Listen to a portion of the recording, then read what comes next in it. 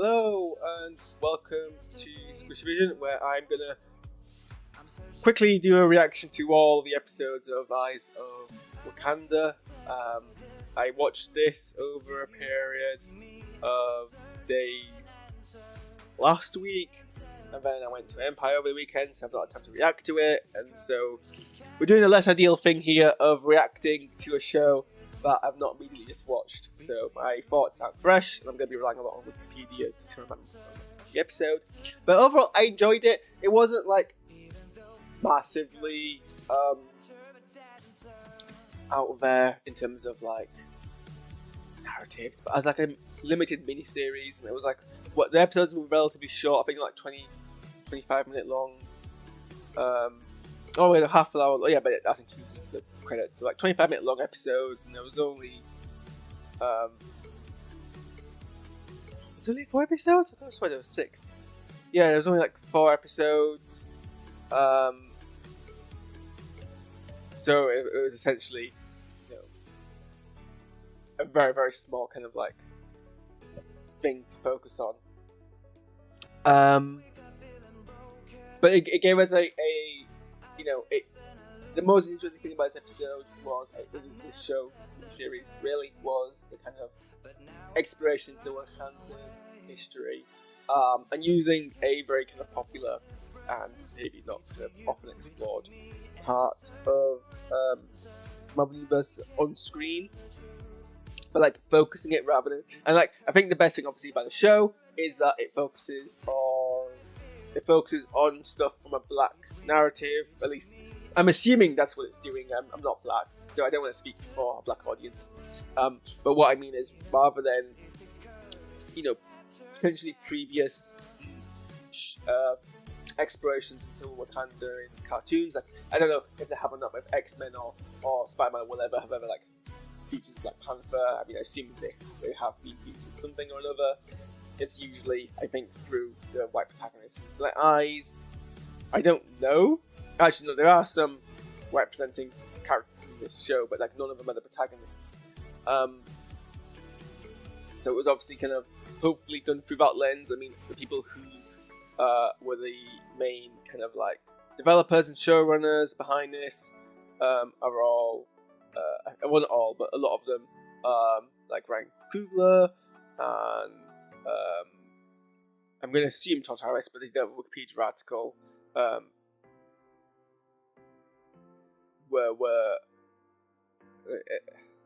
Were at least some, if not, no, in fact, all the writers were black. So, like, from an author point of view, I'm gonna make perhaps the assumption that's kind of what we were seeing. And it was an interesting concept because, like, it isn't an anthology, but it has a kind of like a vague kind of tie-in through, and the episodes kind of pair together, or at least they kind of do. So I was right with my prediction that we're going to have an entire episode focusing on during Trojan War, which I was excited to kind of see. But I'm getting ahead of myself there. First one was called Into the Lion's Den. It was set during the Bronze Age, during the Minoan civilization, which I know something vaguely about from like primary school history, but not a huge amount. And it says basically that the arc throughout this show is it focuses on basically the war dogs, or the Hatut Zerazi, and we see like the beginnings of it, and then the development of that, and their kind of role. So their role here, compared to the role in modern MCU, is about reclaiming Wakanda technology, and that's kind of what the modern use of the group is as well, but also kind of different stuff they do in the future. And to be fair, it's interesting because like I think all of the shows, or rather all of the episodes, clearly my brain's losing now. All of the episodes do in their own ways tackle the appropriateness of Wakandan international policy. So it's not like without its kind of like exploration of beings. So Enter Alliance, then, interestingly, the episode never really confirms who's right or who's wrong. So you've got the Wakandans, and they've got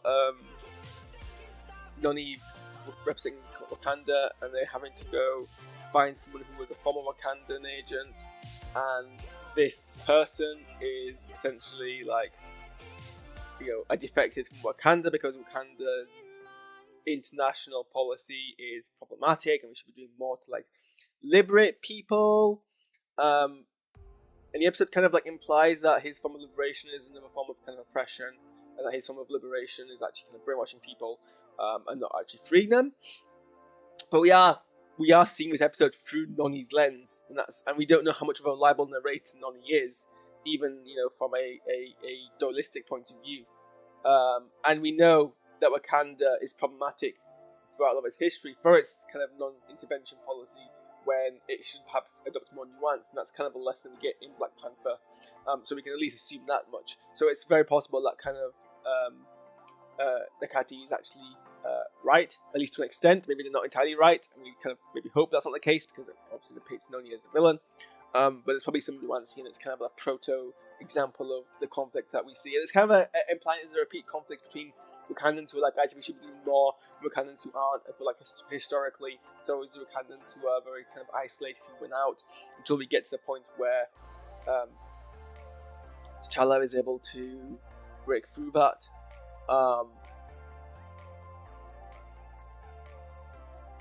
But yeah, like there's a lot of people who are like clearly, and Wikipedia article doesn't actually reflect this, but like clearly like believe in Nakati's kind of cause. And the episode does touch on, how much of this is just cultish feather, and how much of this is actual genuine belief, and it's really hard to often break between the two. And then the next episode after this kind of has a close connection, in that it's the only time we have two characters in 2 episodes. Nani is also in here as an older person because it's set 60 years later. And they are now the head of the War Dogs. But it is set during the Trojan War, so it was the episode I was the most interested in, because the part of history I maybe not necessarily know, well, it's the part I liked the most at school when I studied classics was kind of like Greek history and Greek mythology. It's interesting because it takes some liberties with like the story of the Trojan War from the Iliad, but obviously the story from the Trojan War and the Iliad is fiction. I mean, what I mean is, if the Trojan War did happen, and I think the general kind of most popular view is that it was a series of conflicts over a period of time rather than war.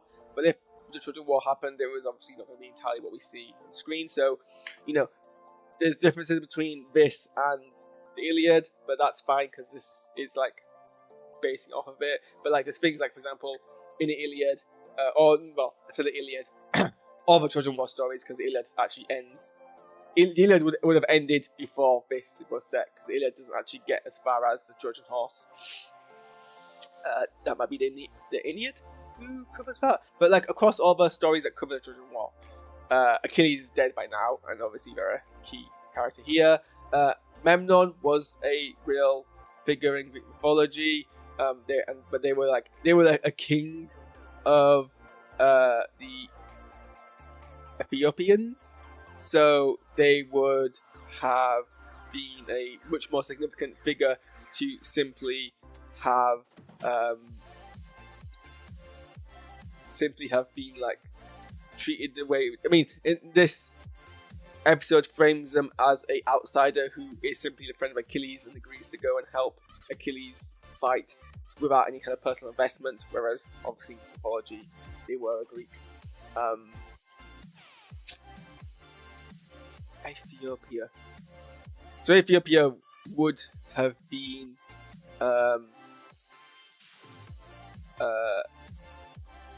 in what is Africa, and what is Africa. So they chose a historically black person to be the Elias, but obviously Memnon in mythology was king, so wouldn't have been what was it. So that was a discrepancy. I appreciate the fact that they touch upon the Achilles heel aspect of the myth, but interestingly don't suggest that that's his only vulnerable spot, which I like. I don't like the Achilles heel part of the myth, and what most people don't realize is it's not actually in the earliest versions of the myth that we have records of. Like, there's nothing in the Iliad or any of the contemporary pieces around that time that Achilles was invulnerable. Those came in later myths, and I agree with my Latin teacher that it actually weakens the concept that of Achilles being a really, really strong, impressive warrior. If the reason they survived was because they have like one weak spot, which is fairly easy to protect. Like, how often do you get hit on your heel? People don't generally tend to target your heel. But I mean, it touched on it, but it's not what ultimately killed him. And the conflict in the episode is obviously Bakai being like, I've spent, what did he say, 6 months or 6 years or something? I don't know how long he's part of the war, but like he's been spending 9 years,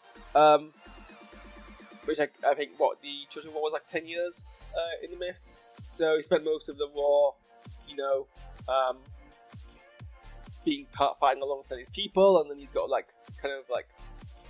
but over time he had a very specific kind of mission, which was to get this necklace, and that was always his priority. But obviously, like, it's such a small goal in a larger kind of scheme of things, and I guess he kind of always assumed he could do both. But ultimately, the tragedy of it was that he was ultimately always destined to have a conflict between his two kind of loyalties, and he obviously picks the Wakandan one, and then has to actually kill his friend who he's been friends with for 10 years and is like defending him, and becoming disfranchised and not disillusioned, but disfranchised with Wakanda, and like he struggles to kind of reintegrate society in it. Again, explores, not explicitly, but some kind of interesting concepts around, Wakandan policy, but also like the idea of like, community and integration and like identity, and like how that all kind of messes with you.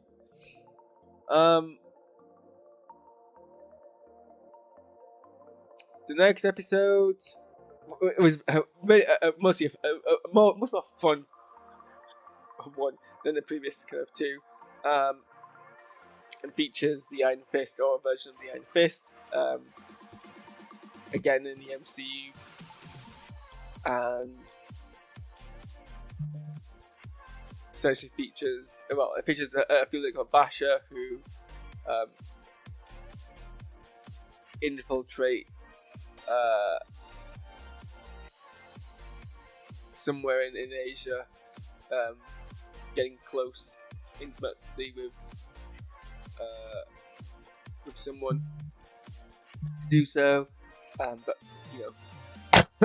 was using that to complete their mission, has a lot of bravado, and then essentially it's the age-old story of having to be humbled by a situation.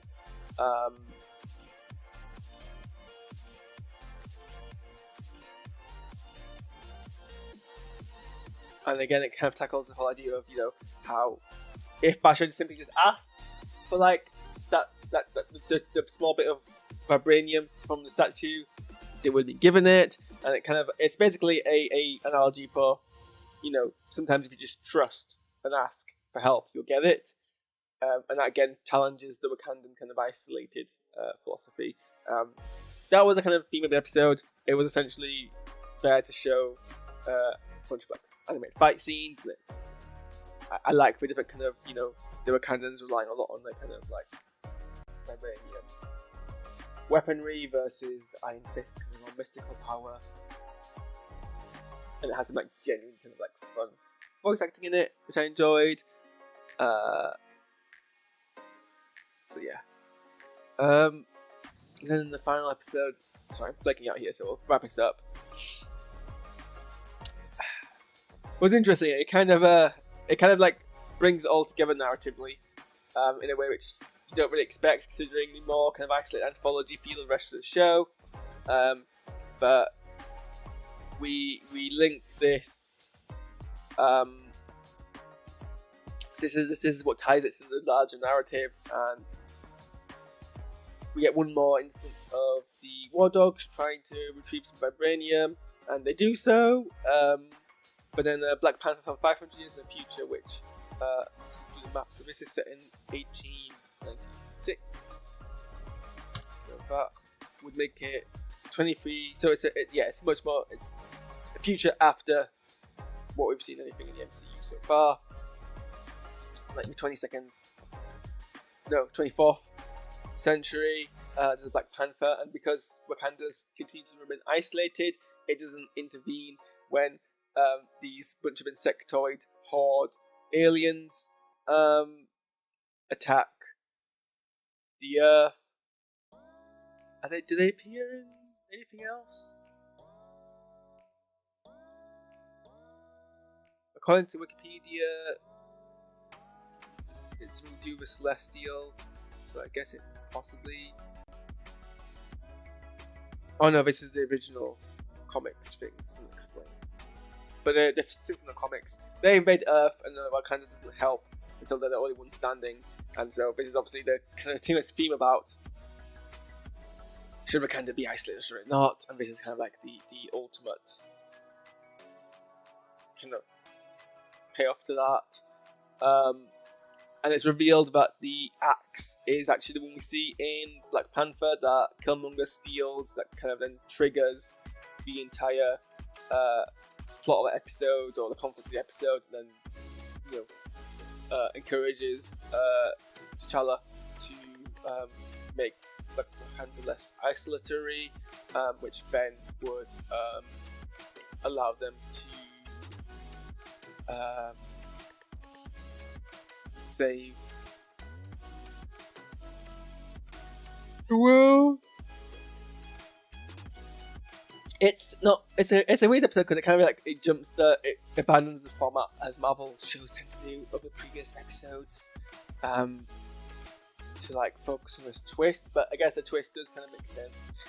It's interesting though because it links back to previous episodes and said these could potentially have also been a situation, but it wasn't quite the big kind of trigger point. Nothing in the previous episode like that. It's like she's like, this is the latest in a link of stuff from the previous episodes, but like nothing seems to imply that. So I'm not sure what that kind of is referring to. It seems like it's literally just this axe, which has nothing to do with any of the items. That's the key thing. But I like the kind of the conflict, even if it was like very briefly kind of explored.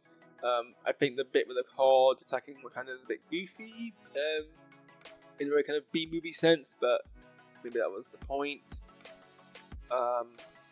There is a decent, if not minimum, amount of growth for the characters in the episode, having to like explore responsibility and thinking about things more than themselves, which is always a good thing to explore. Anyway, those are my thoughts. I need to bounce. I've got to go to work in about an hour's time. So, yeah. I'm going to try and watch Strange New Worlds. I think it's out tonight or tomorrow morning or whatever. And react to it ASAP so I'm not having to do it again. Thanks for watching. Get out of my house.